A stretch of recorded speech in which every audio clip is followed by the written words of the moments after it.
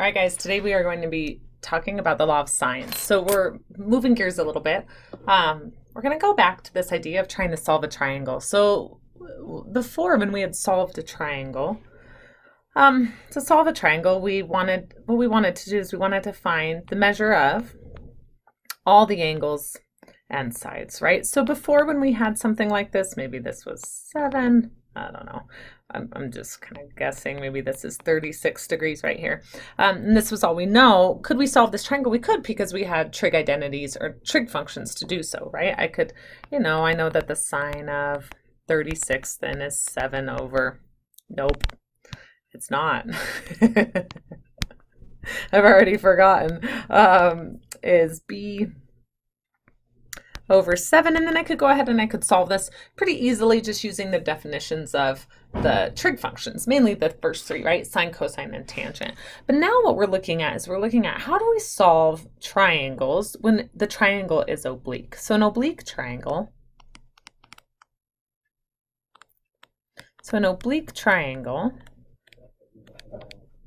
is just a triangle that is not a right angle, is a triangle that is not a right triangle.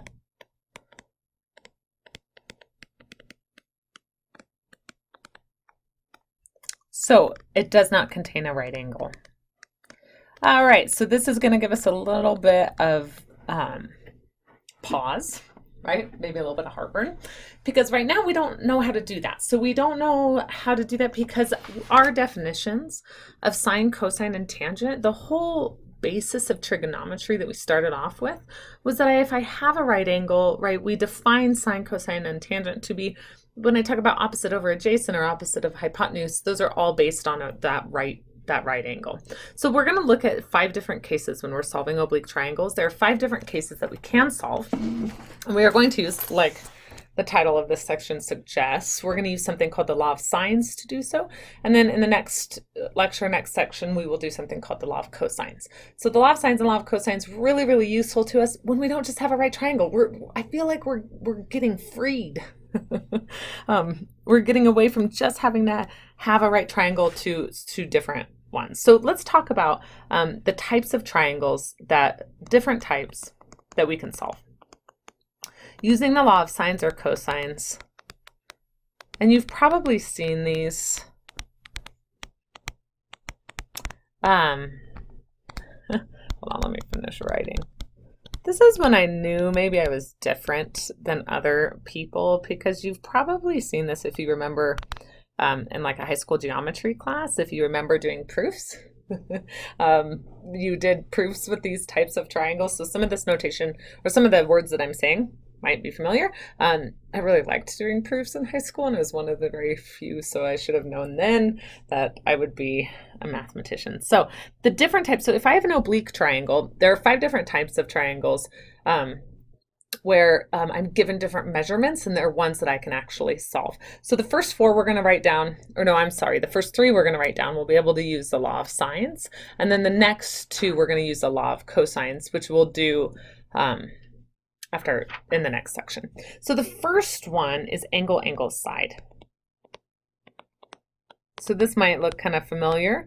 If I have a triangle where I am given angle, angle, side, so a lot of times we'll abbreviate that as angle, angle, side. Okay, what we're given here is we know 2 angles and an opposite side. So we know 2 angle measurements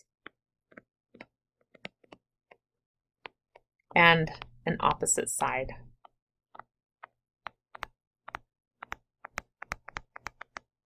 Okay, so for example, if I have some sort of oblique triangle, right, I know 2 angles, maybe this is like 91 degrees, maybe this is like 20 degrees, right? And then I know the opposite side. So when I say that, if I would say like the included side, it would be this side right here, which is in between the 2 angles. That's not what I mean. I mean one of the opposite sides. So maybe this is 4, something like that. So that's angle, angle, side. I can solve the triangle like angle, angle, side, and we're going to solve that using the law of sines. One other thing I could have is I could also have 2 angles, but instead of the opposite side, I have angle side angle, which that notation actually does matter, the order of it. This is not commutative. Angle, side, angle, that means that we know two sides and the included, excuse me, know two angles and the included side. Again, these are all the types of triangles, I guess all the types of measurements we could possibly have. So let's say we know, I don't know, maybe we know that this right here is 30 degrees, right? Maybe this is 100 degrees. And then we know an included side, maybe it's 4.8. I'm very unoriginal, I keep using 4. But that's that included side, and we can use law of sines to solve that. I know you're so excited to know what law of sines is. I'm excited too. Well, obviously I know what it is, but I'm excited for you. All right, so if I've given two angles and a side, those are the ways that I can have two angles and a side. We can also solve if I have two sides and only one angle. So if I have, I'm just gonna put side angles. Are you guys good with the abbreviation there? Well, if you're not, just write out side angle. This is two sides of a triangle and an angle opposite one of them. Okay, so this is two sides are known. Okay, two sides are known and an angle opposite one of those sides.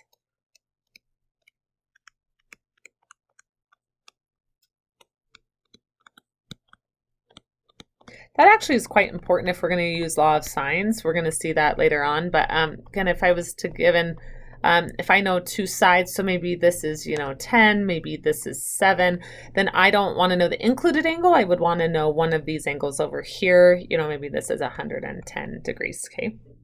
So that's what we mean about one. It's not this angle right here, but it's an angle that's opposite one of those sides. So these three scenarios right here, these are all going to be law of sines, okay? So law of sine, oh, I meant to get a different color. Law of sines, law of sines, law of sines, okay?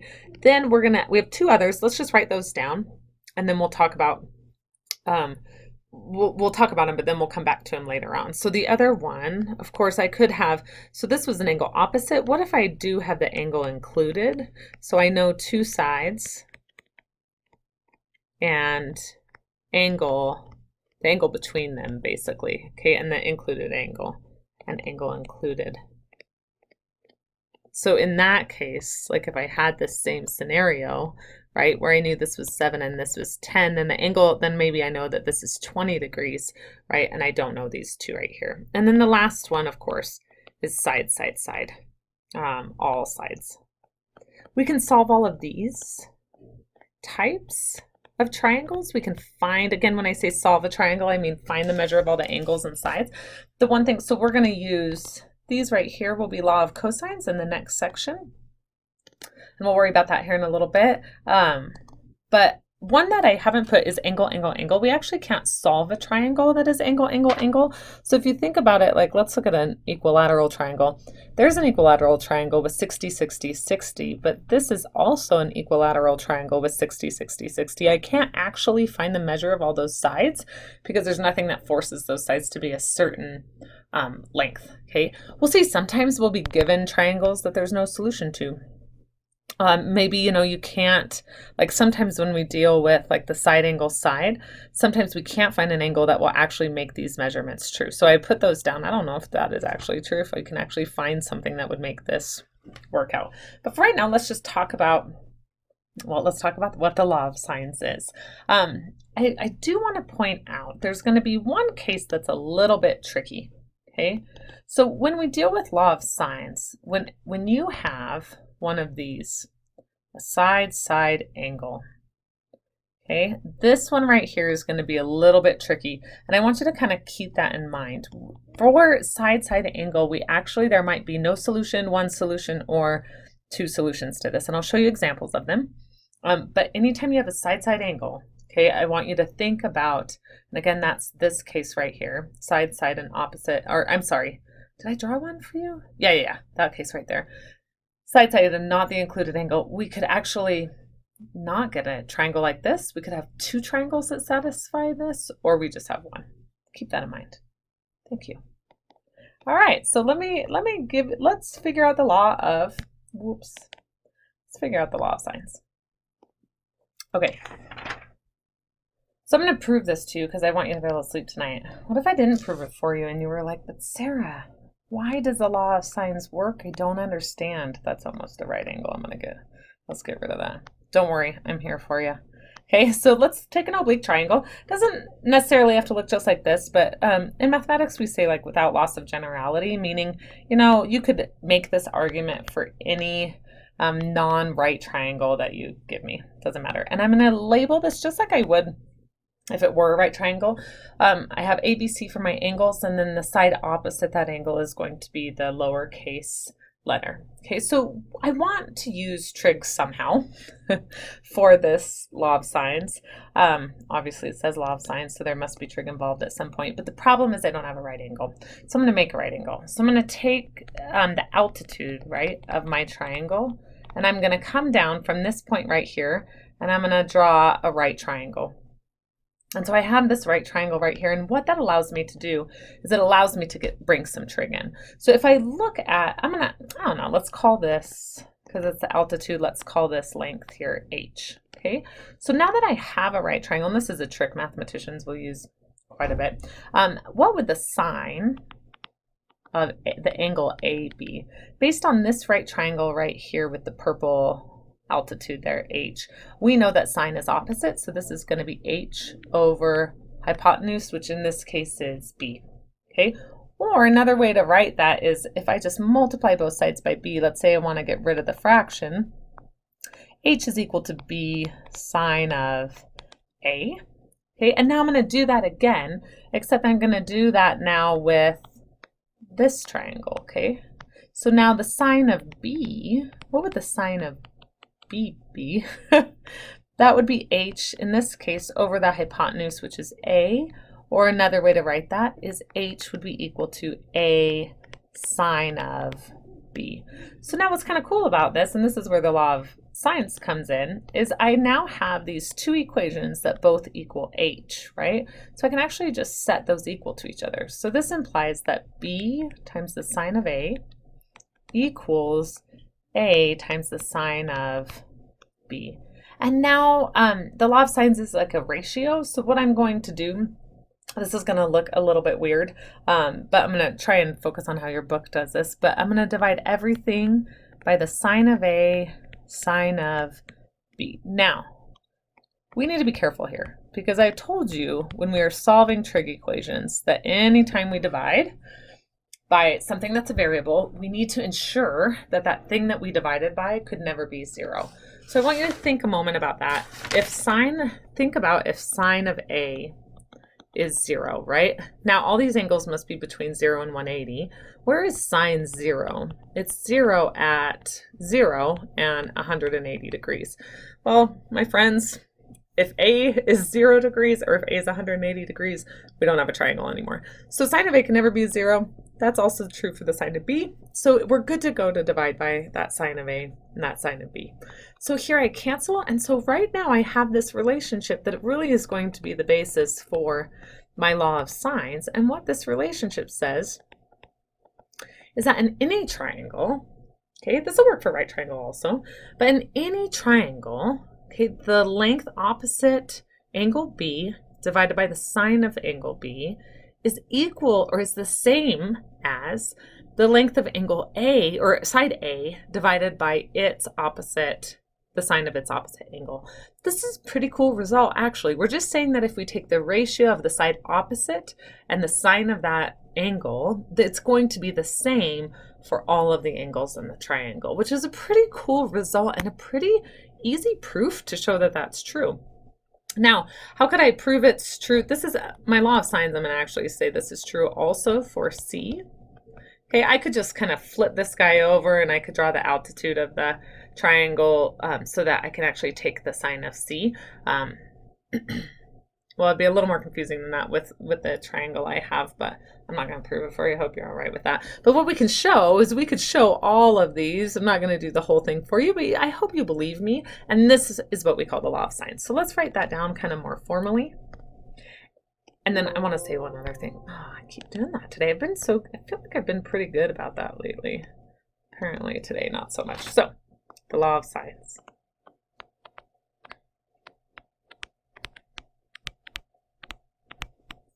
Okay, so the law of sines in any triangle. So now I don't just have to have a right triangle to use my trigonometric functions. So in any triangle, we'll call it ABC. Okay, where, again, this isn't necessarily what the triangle looks like. We just want to define that what these letters mean. Then we know that A over the sine of A, the ratio, again, of the sine of an angle and its opposite side is equal for all of them. The other cool thing you can do with the law of sines is because these are all equal, we can write the law of sines as this as well. If I flip everything, then the sine of A is equal to the sine of A over A, little a, is equal to the sine of B over little b, is equal to the sine of C over little c. So these are all the same, and this is the law of sines. And it's so much fun to use. So we're going to use this to solve for this. Now, we don't use all three at once, right? You're going to take like two at once. So maybe you'll use A and B, maybe you'll use B and C, maybe you'll use A and C. It just depends on kind of what you're given. So let's look at solving some triangles. I don't want to leave that. I'm not going to make it mad. Yes, good. So let's look at solving. So because these cases are pretty straightforward, let's look at solving angle, angle, side, and angle, side, angle. Okay, first. And then we'll look at, so, okay, guys, with law of sines, when you have side, side, angle, you have to be careful with it. Okay, you're going to have a little bit more work to do. So let's just look at angle, angle, side, and then we'll worry about the other one later. Solve the triangle. Again, find all measures of lengths and sides.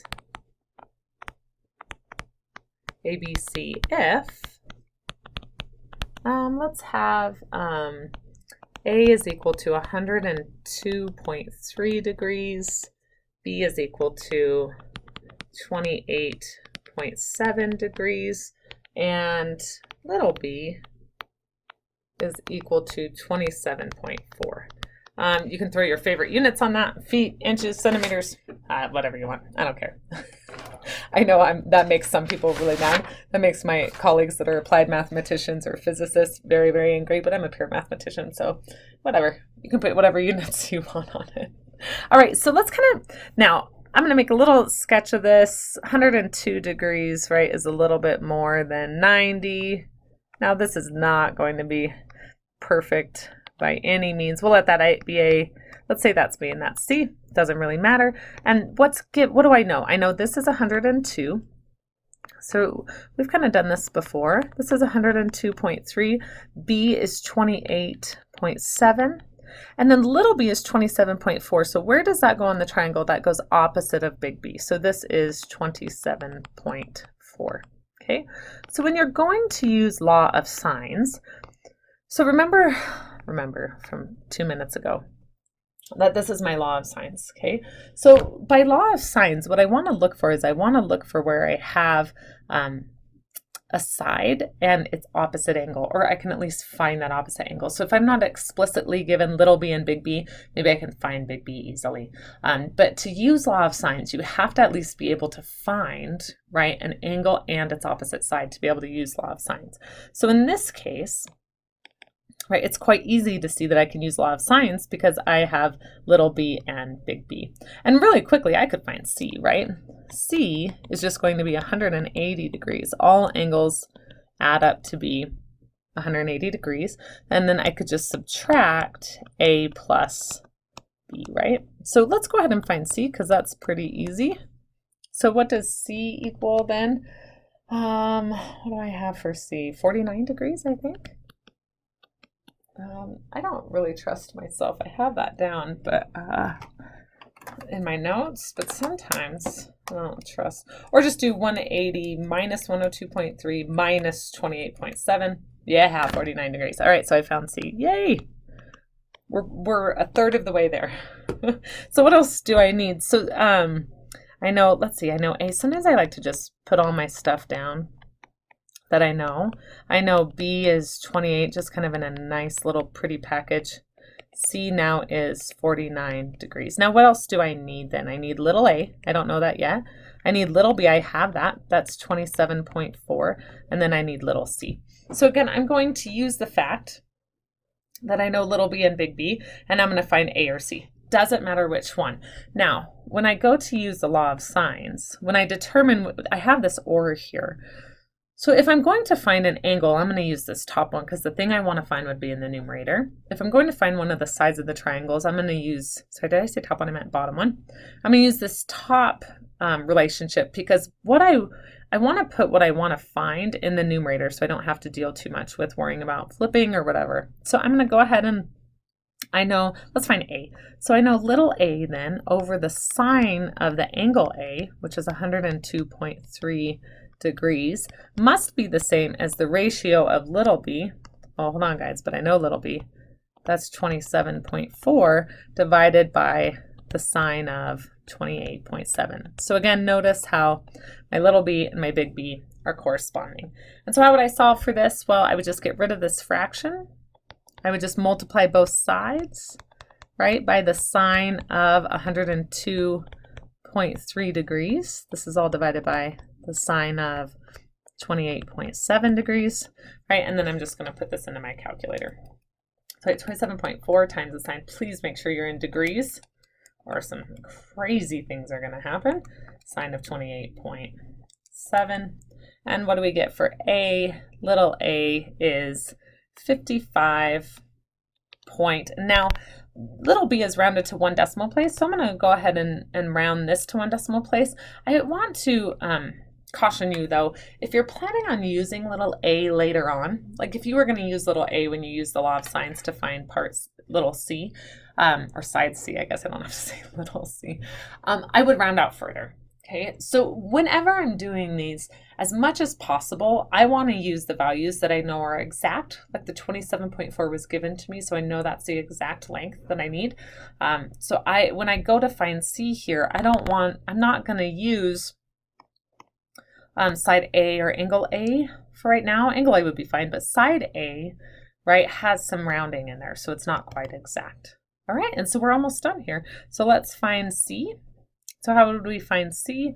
Right, same way, I'm going to put little c over the sine of 49 degrees equals 27.4 all over the sine of 28.7. And you see how easy that can be, right? That it looks like is 43. So little c, if I round to 1 decimal place, is 43.1. Again, just multiply both sides by the sine of 49.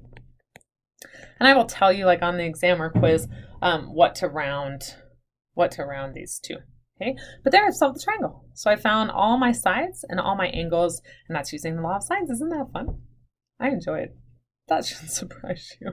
All right, so that was an angle side, right? Angle, and not the included side. Let's try one that's angle, side, angle. So that means I know an angle, and it's included. I know 2 angles and the side that is included. So let's look at, I'm going to just go ahead, solve the triangle. So same thing here, solve the triangle ABC, where A, let's say, is 98 degrees. B is 43 degrees. And then I need the side in between those. So that can't be little a or little b. That must be C. And C is 22. Okay. So again, 98 degrees, that's just a little bit more, right, than 90 degrees. So that apparently is going to be my A. We'll say that this is B. And this is C. So what do I know? I know that this is 98.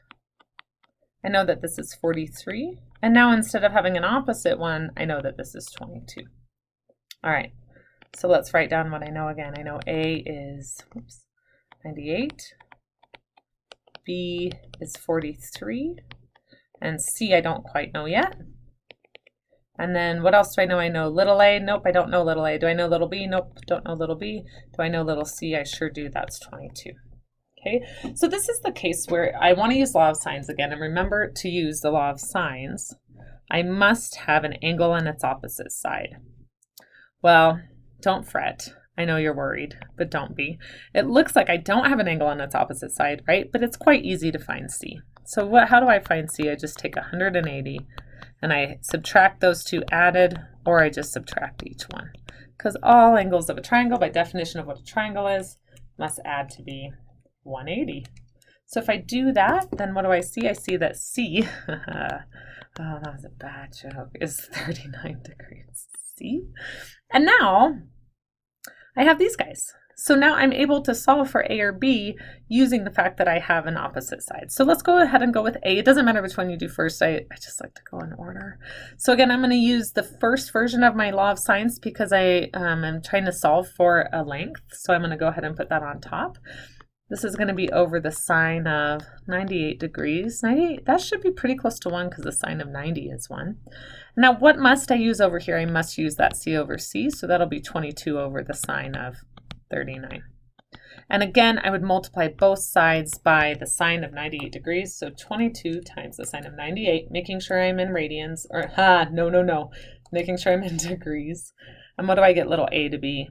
34 point, let's do, oh no, 62. I know this one wasn't rounded to anything, but I'm going to go ahead and round a little bit.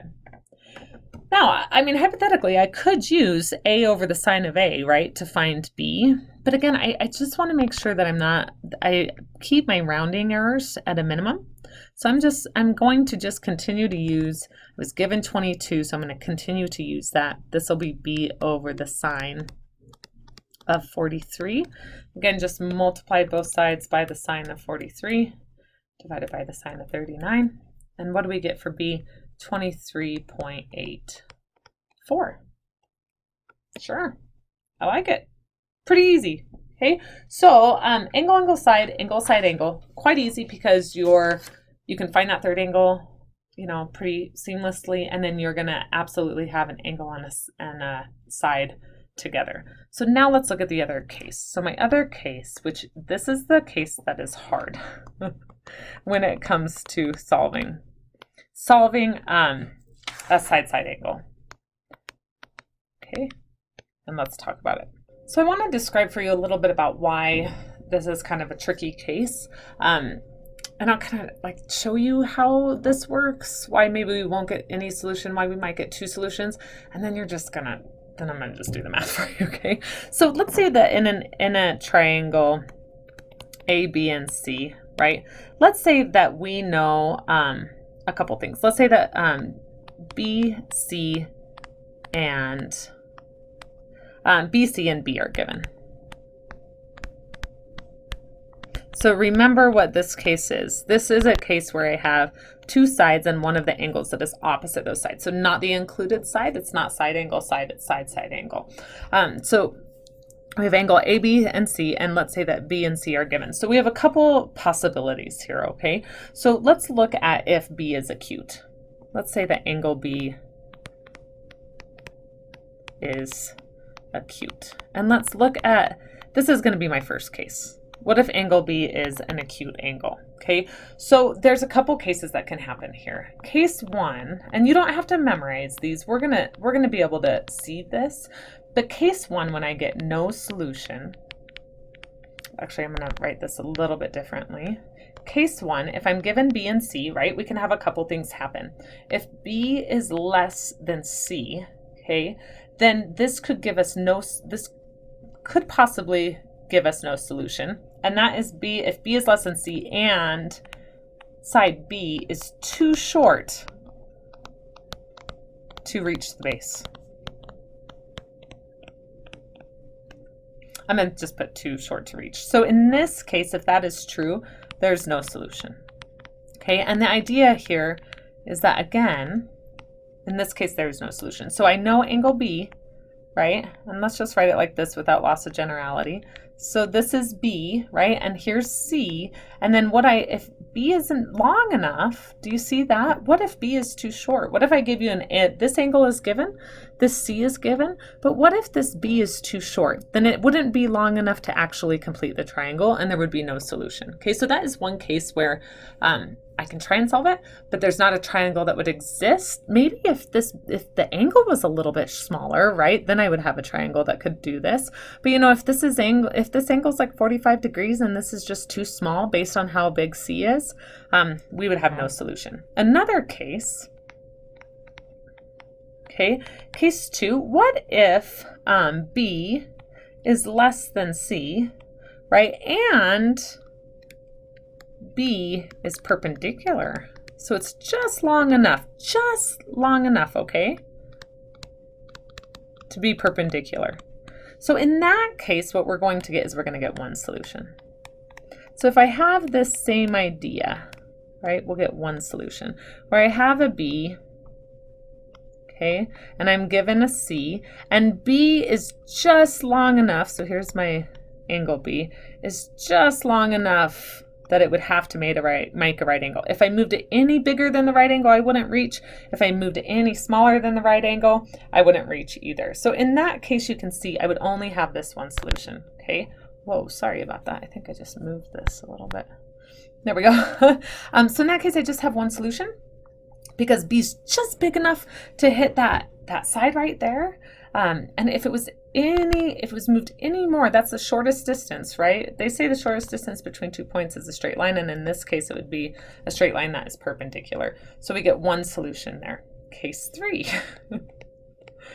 I know this is a lot of cases, but it kind of explains to you why this works. If B is less than C, okay, and B meets at 2 points.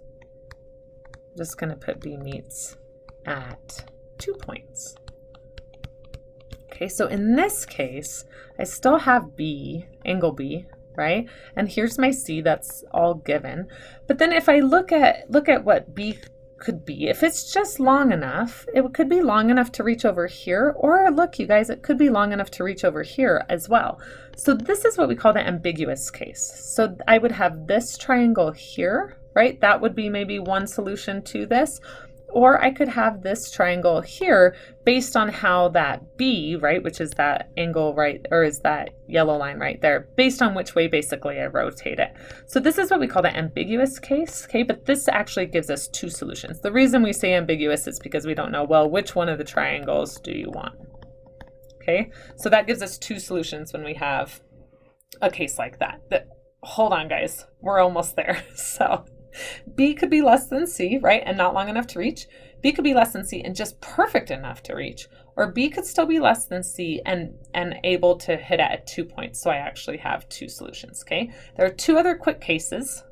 Sorry, I'm going to just put this in here because I don't want to start a new page. Two other quick cases. So B could be less than C, and that's what would happen. Well, what if B and C were equal? So case 4, right? What if B equals C? Well, if B equals C, okay, then B just meets the base. And there's only one solution. So that's good, right? So, well, I don't know if it's good or bad. It doesn't actually matter either way. Here's B, here's C. If it's exactly that same length, right, then I can't actually, if I tried to swing it over here at all, do you see if I tried to swing it over here, I would get too far down and it wouldn't work. I wouldn't get my triangle. So that's when it's just the same as C and I just get one solution in this case. Okay. And then finally for case 5, oh man, sorry to go through all of this, but it's kind of interesting to see. So sometimes I don't go through all this with my classes, but then I think that they don't really understand why we get, possibly one solution, no solution, or two solutions. And then what the other possibility is, what if B is greater than C, right? Then the arc of B meets again, it's going to meet at 1 point. Meets, because if I tried to swing it, If I try to swing it the other way, it won't work. So if I have a C, this is horrible. There's my C, and I have a B that's quite a bit longer than it, right? Let's say something like that. Then I couldn't swing it over here and bring it down here, or else it wouldn't form a triangle. So in that case, right, if this is my B and this is longer than C, then in that case I have one solution. So if you notice, of the 5 cases that happen, right, what normally happens, of the 5 cases, 3 out of the 5 cases is we have one solution, 1 out of the 5 cases is no solution, and 1 out of the 5 cases is 2 solutions. But you still have to check all of those, okay? So you have to check for the ambiguous case, and I want to see you check for the ambiguous case. I know we stated all of these cases, but I want to see you actually check for it, and I'll show you how to do that, okay? That was that first idea, if B is acute. What if B is not acute? What if B is obtuse, right? That's another option. If B is obtuse, and we're given B and C, what if this is obtuse, meaning greater than 90 degrees? Okay, so if B is obtuse, so this is basically case 6, based on those. If B is less than C, then B is too short again. I'll show you. And so we have no solution. There's only 2 more cases. This is the second to last case. So if B is obtuse, right? Remember, this is going to be C and this is B. So if this is C, then then side B, which is opposite angle B here, must be smaller than it. Well, clearly that's not going to be big enough to continue my triangle, so there's no solution. Oh, I lied. I thought there was only 2 cases. There are 3. I'm so sorry. There are 2 more, obviously, 2 more than this. So no triangle is formed there. What if B is equal to C? We're going to have the same problem again. B is too short because the angle B, so the angle B is obtuse. That's why it's too short. So if this is my C, even if I make it the same length as even if I make little b the same length as little c, it's too short. And finally, case 8, what do we know must happen? Yeah, side B must be bigger than C. Look at that side. If B is obtuse, then angle B is the largest angle in my triangle. So that must mean that side B must be the largest side, right? So as long as B is greater than C, then we have one solution. Okay, this one was no solution. Man, I hope you're still with me. And I know that was like, man, kind of long-winded. But if that's C, that's B, then my side B must be big. And I can't get 2 solutions because I can't swing that side over the other way or something and make a totally different triangle. Okay? All right, you guys, let's do some examples. I would like to do 2 examples if you're up for that with me. Actually, we might have to do 3 examples, right? Because I'd like to kind of show you one of each. Oh man, and I keep moving the screen. Okay, so let's look at a side-side angle example. And I want to show you exactly how I want you to solve this. So I'm just going to say, solve the triangle ABC with A equal to 22. Let's look at B equal to 12. And angle A is 42. So remember, I want 2 sides and an angle opposite one of those sides. So I'm not asking you to go through those 8 cases that I gave you. I don't expect you to do that.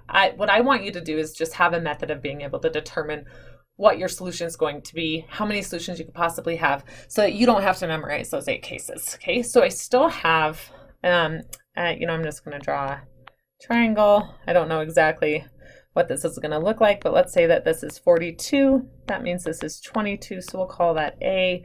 Let's say this is B. Let's say this is C. And so let's say that this here then is 12. All right, so A, right, is 42. B, I don't know. C, I don't know. I do know little a, or side A, is 22, and I know that side B is 12.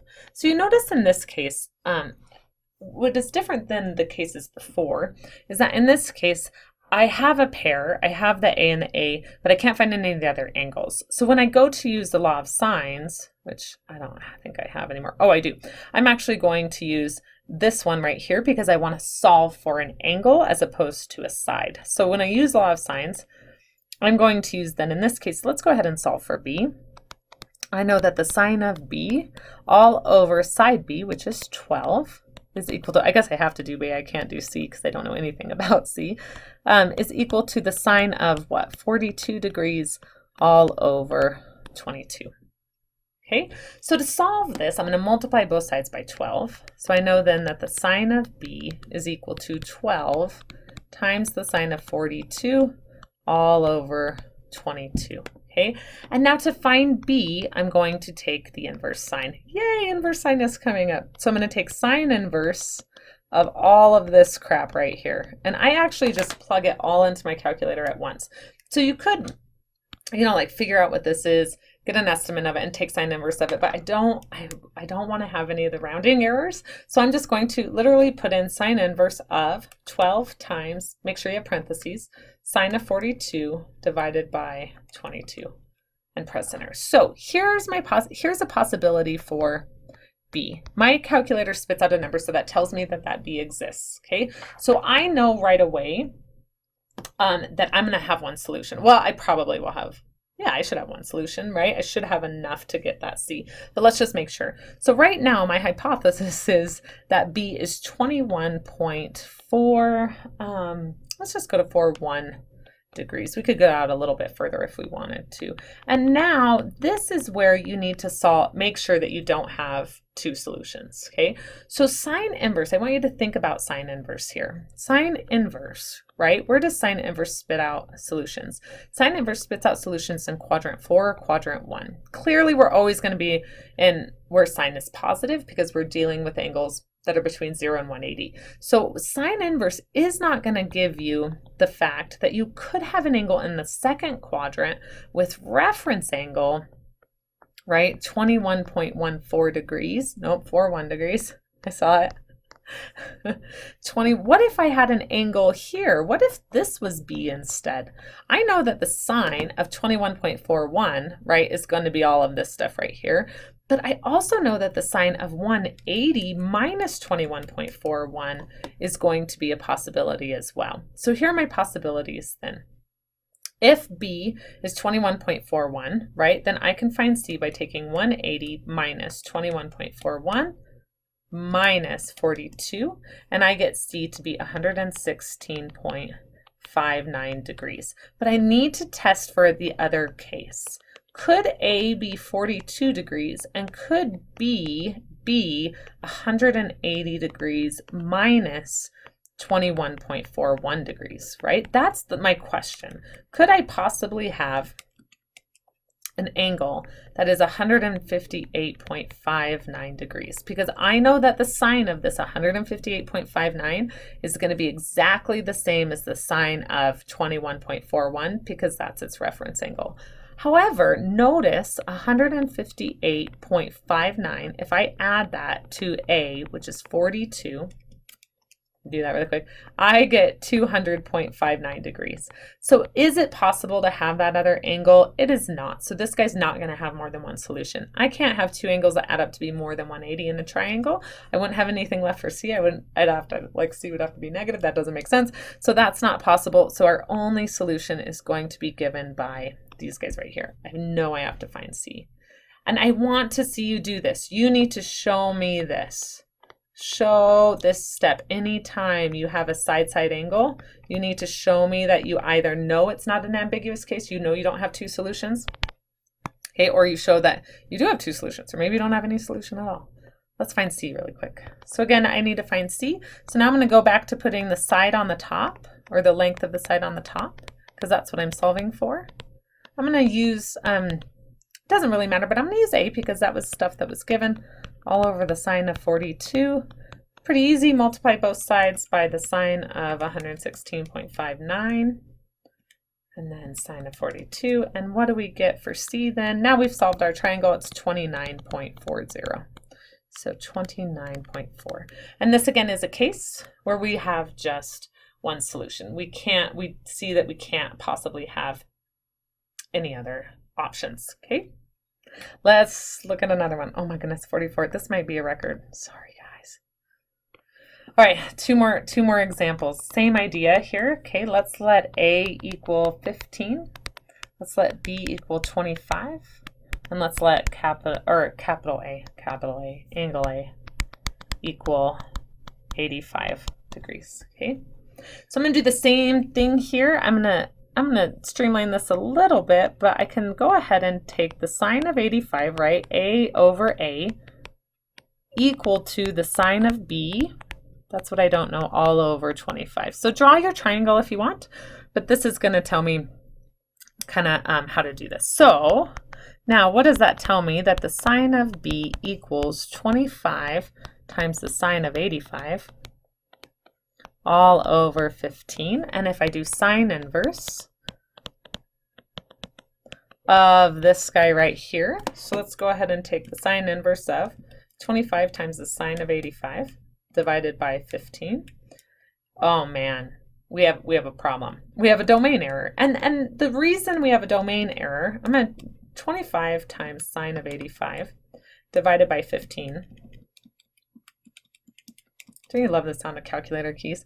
This whole thing right here, you guys, equals about 1.66. We could have seen that because 25 divided by 15 is bigger than 1, right? It's 1 and some. Well, if you divide by 5, it's actually, what, 5/3? This is bigger than 1. I know the sine of 85 is always going to give me a number between between 0 and 1, right? So this whole thing is probably going to be a little bit bigger than 1. We know that sine only spits out numbers between -1 and 1, guys. That's its range. So I can never find an angle B whose sine is bigger than 1. So this right here is no solution. Okay. So in this case, what this is going to kind of show is that if here's A, right? A is 85 degrees.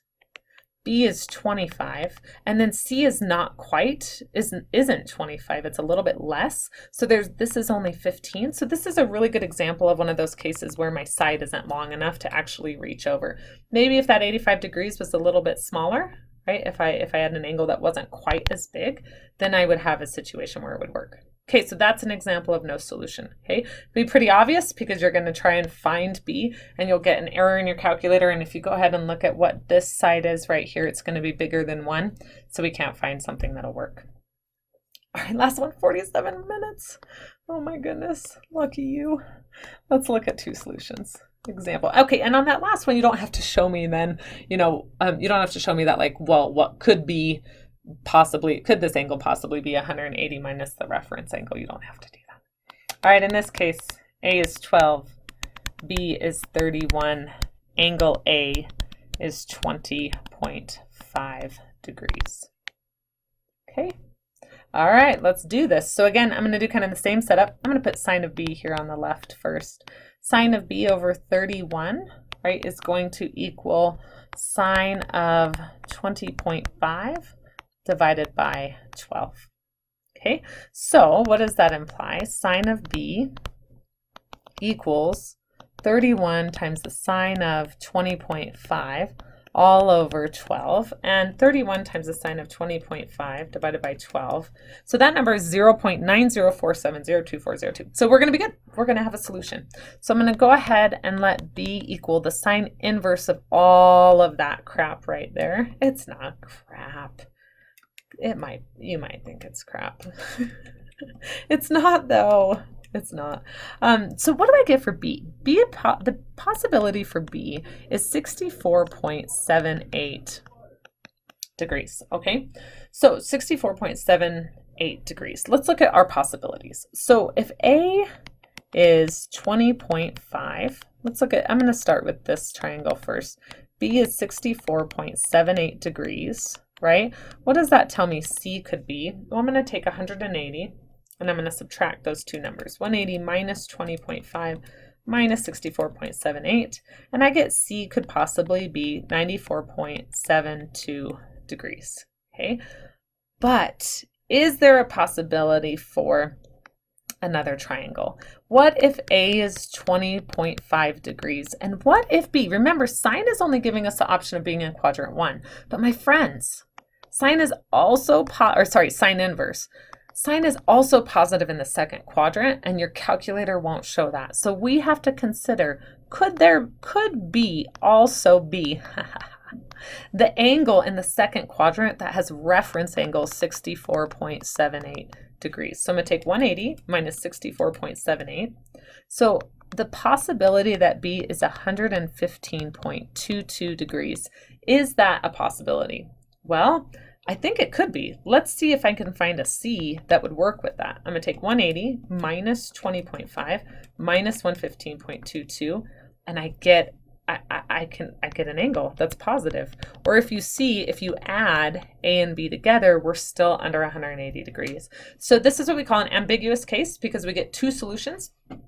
That means we don't know which one you want, but we're just going to state both of them just in case. In this case here, little a is still 12, little b is 31, and then I'm going to just give you what little c is here. Little c is 34.15, I think, about. And how did I get that? I just took c over the sine, right, of 94.72, and I set that equal to 12 over the sine, the a stuff, 0.5. Okay, here little a is still 12, little b is still 31, but now in this case little c, I believe, is 23.93. And again, that's just that case, right, where we could take that side and it could either go this way or it could go this way, and I would get two triangles. I would get this triangle and I would get that triangle right there. Whew. Guys, I'm tired. I mean, don't get me wrong, I love law of science, but that was 51 minutes. I really hope you were still with me there. I hope you took a break. You should have taken a break in between there. I should have taken a break. So that's a good time. You like it? It's not too bad, right? Law of science, not too bad. The last thing that's in this section, and I'm just going to state this. I know I need to be done. Let me just state this really quick, and then you can just use this. We can use the law of sines to talk about the area of a triangle.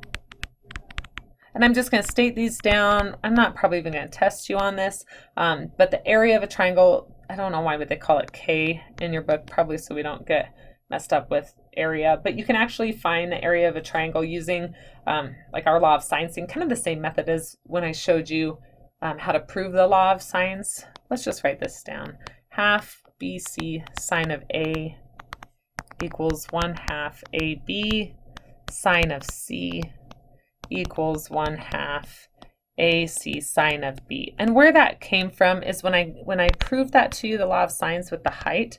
Remember, area of a triangle is 1/2 base times height, right? Well, we just replaced that height now with these different values, right, for height. So if you see something like that, I'm sorry if I'm not doing an example like that, but you can look in your book and see that that is how you can find the area of a triangle now, even if we don't know the height of it, which is pretty cool, actually.